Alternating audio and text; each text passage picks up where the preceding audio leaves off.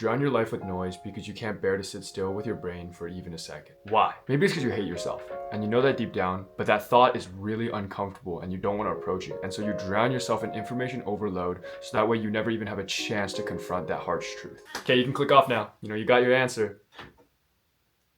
Oh, you're still here?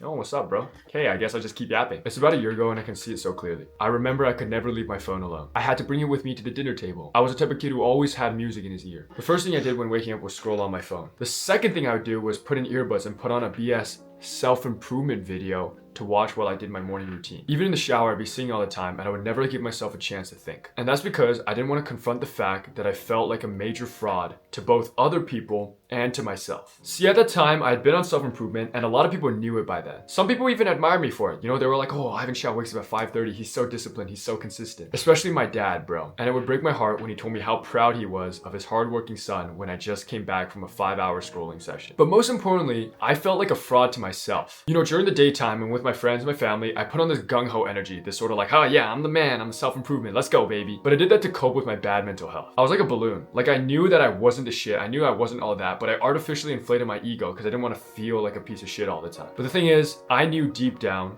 that I wasn't everything that I worked myself up to be. And that thought was deeply uncomfortable, so uncomfortable, because it shattered the version of myself that I was projecting outwards. And so to avoid it, I drowned myself in noise, in distractions. I was determined to avoid that thought at all costs. I didn't want to confront that thought directly, and I didn't want to process it correctly. And so I shoved it away. I repressed it. But it was like a ghost, Like I could feel that thought always watching me, always just in the corner of my mind with everything I said or did. And the weight of that thought was something that grew heavier and heavier the more I repressed it, the more I drowned myself in noise. Now, luckily for me, I managed to become genuinely productive and consistent and disciplined to the point where I no longer feel like a fraud. But I know some people that got crushed under that weight. The weight of the thoughts that keep piling up because they never let themselves process it properly. This is why you need silence in your life. Silence forces you to process whatever unresolved trauma you have. Whether that's with your parents, with yourself. For me, it was feeling like a fraud all the time. But oftentimes, instead of dealing with those thoughts, it's a lot easier to simply avoid it. Like, nope, I don't want to deal with that. Especially when those thoughts contradict who you think you are. They contradict your very identity. If the thoughts shatter who you project outwards, you'll learn to suppress those thoughts and drown them out to keep up appearances to both other people,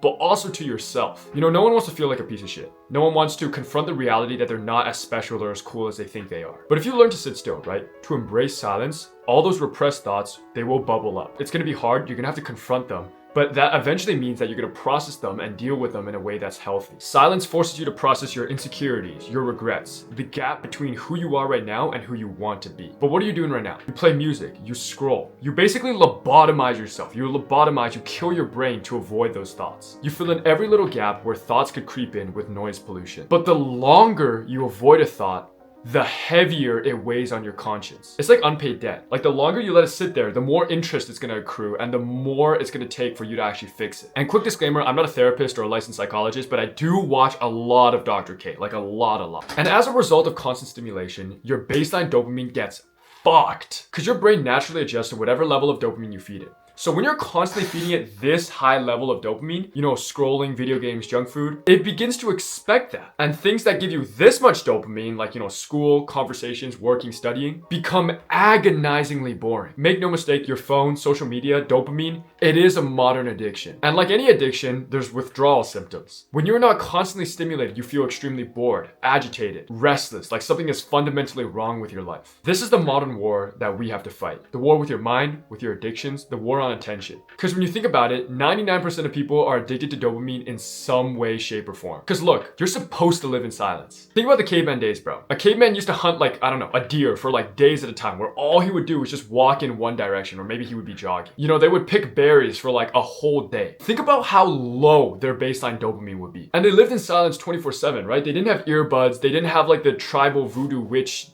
banging on the drum. Okay, I don't really know what I'm saying, but you get my point, right? They lived in silence. That's how we're supposed to live, evolutionarily. But we've modernized. Oh, look at me, we're so smart. We develop technologies that make us more comfortable all the time. Comfort is the killer of man. Listen, we're still the same cavemen.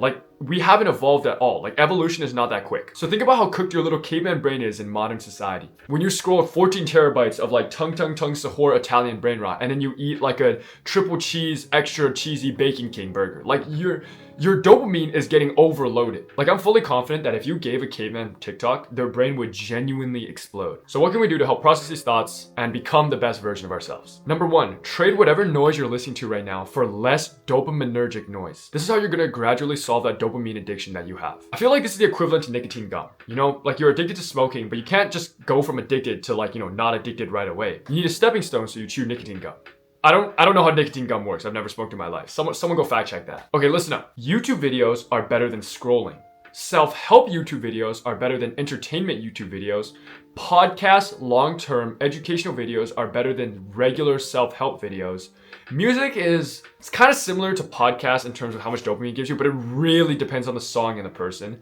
And bird songs and nature sounds are the best. Whatever level you're at right now, let's say you scroll constantly, just try and replace that with watching YouTube videos, something that's slightly less dopaminergic. And don't have any ego, okay? I guarantee you your ego is telling you right now, I'm gonna go straight to bird songs and nature because I can handle it. I have discipline. No, you can't, bro. You've been building this addiction for years and it's gonna take a lot of time and patience to fix it. Take it one step at a time and have grace with yourself. But just make sure you go down these levels. Every couple of months, you should try and aim to step down this ladder. Do something slightly less dopaminergic. Number two, have dedicated quiet times throughout the day. This is for teaching your brain to be comfortable with silence. I recommend you pick one off this list I'm about to read for you as dedicated quiet time. You can have no music in the car, morning/evening silence. You could go on a walk after a meal, no screens while taking a shit, or any others that you can come up with yourself. You don't have to live your entire day in silence. Frankly, that's impossible in modern society, but pick at least one thing during the day that you're going to attempt to be silent for. This is going to teach you to be comfortable with silence, to welcome silence into your life. And this is also going to introduce you to the concept of sitting still with your thoughts. And once you've done this, you can do the next actionable step, which is to journal daily. This is to specifically target those thoughts you've been repressing your entire life. Keep a journal and make sure it's a physical copy, okay? Your monkey brain is telling you right now, like, oh, I can do it digitally. It's not the same as physically. Schedule like 5 to 15 minutes every day. And one thing I want to tell you is that sometimes you're not gonna have that much a journal. Maybe you got a brain block, but then sometimes you're gonna get flow state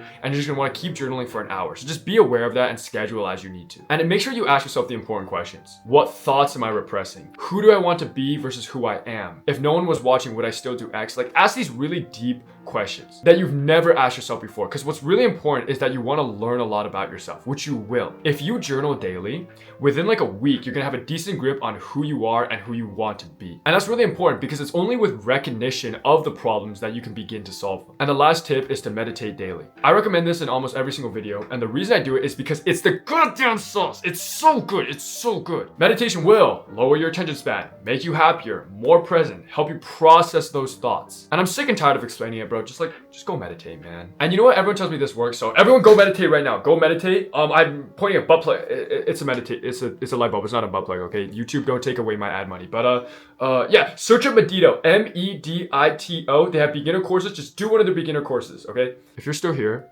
and you don't intend on meditating, just know I will find you. I'll force you to meditate. I'll shove so much mindfulness down your throat, you're gonna be fucking levitating, okay? You hear me? Yeah. Listen, bro, this journey is difficult. I'm not gonna lie to you. It's not for everyone. But take a look at yourself. You made it to the end of a relatively simple YouTube video. That means something nowadays. Especially self-help content, it means that you have the desire. You have that burning flame in you. I know you already have that want. So as long as you implement the things that I told you in this video, your life is gonna drastically change. But you have to understand that it does take time. You'll be inconsistent and you'll likely hate yourself many times throughout this journey. Don't worry, that's normal. To fail is to be human. But as long as you stick to the course and you keep watching my videos, you will become that best version of yourself. Okay? I trust you. As always, leave any questions or comments in the comment section below. Duh, obviously. I don't even know why I say that because it's kind of obvious. Like, if you have a comment, of course you're gonna leave it in the comment section. Hello, duh. But specifically, I highly recommend commenting under this video as a sign of commitment. That always seems to work, and it's good, right? It's like a grand gesture. You do this big thing that you've never done before, and you dedicate it entirely to your self-improvement. It will transfer like the motivation credits. Hit that sub. We're trying to hit 10K subs before the end of summer. And also, when I blow up, then you can say that you knew me when I was still niche. So, but the most important thing I want you to do is to send this video to someone who needs it. Because genuinely, I know you know at least one person who needs to watch this video but won't watch it, or at least won't see it. It takes a minute out of your day, but it could change someone else's life. And then you and that person can grow together. Right now, you and that person are both on the same like self-improvement journey. So it's truly a win-win. Also I get a little engagement. So, win-win-win. Anyways, ciao now. Bye-bye.